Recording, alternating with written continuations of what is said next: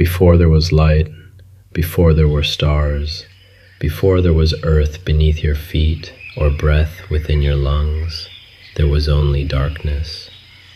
Yet hidden within that darkness was purpose. Many people hear the story of creation and think it is only about how the world began, but it is much more than that. It is a story about order emerging from chaos, hope emerging from darkness, and purpose emerging from emptiness. Stay with me until the end, because the final act of creation reveals something extraordinary about you and your place in this world. In the beginning, I brought forth the heavens and the earth. The earth had no form, it was empty. Darkness covered the deep waters, yet my spirit moved over the face of the waters. Even when everything appeared empty and without direction, my presence was already there. Remember this truth. Just because you cannot see purpose does not mean purpose is absent.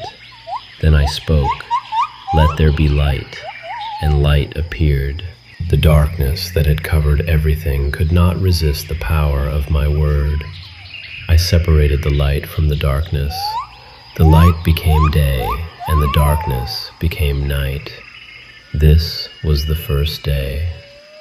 Think about that for a moment. The very first thing I created was light, because before life can flourish, darkness must be overcome.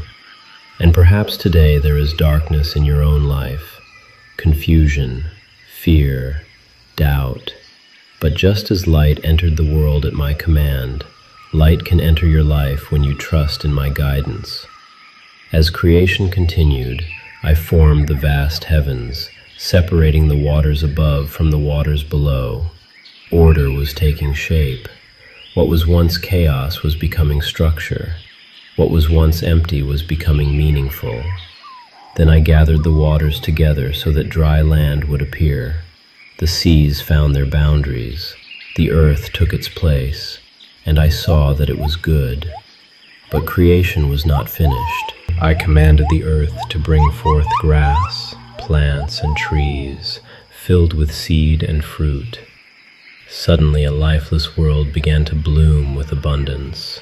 Every tree, every flower, every seed carried within itself the ability to produce new life, and I saw that it was good. Now consider this. Nothing I created was designed to remain stagnant. Everything was created to grow.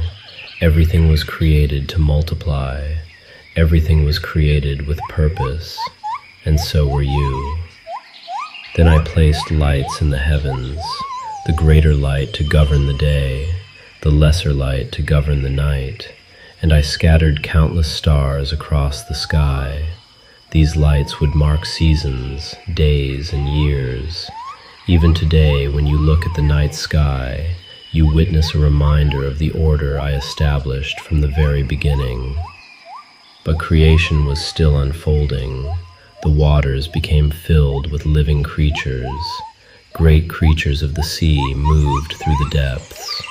Birds spread their wings across the heavens. Life filled the world with motion and beauty. And I blessed them, commanding them to be fruitful and multiply. Again I saw that it was good. Then I called forth every living creature upon the earth. Animals of every kind appeared, creatures that walked, creatures that crawled, creatures that roamed across mountains, forests, and plains, each one unique, each one intentional, each one created according to my design, and I saw that it was good. But now we arrive at the most important moment in all of creation. Everything that came before was preparing for this. The heavens, the seas, the stars, the plants, the animals, all of it led to this moment. I said, "Let us make mankind in our image, according to our likeness." And so humanity was created, male and female, created in my image, not as an accident, not as an afterthought, not as a mistake. You were created with purpose. You were created with value. You were created to reflect something of the Creator Himself. This is the truth many people forget. You may see your flaws. You may remember your failures. You may focus on your weaknesses. But from the very beginning, humanity was created with dignity and purpose. I blessed mankind and entrusted them with responsibility over creation. I provided food from the plants and trees of the earth. I established a world designed to sustain life. Every part of creation was connected. Every part had purpose. Every part reflected wisdom. Then I looked upon everything that had been made, the heavens, the earth, the oceans, the stars, the animals, and humanity, and I saw that it was very good. Not merely good, very good.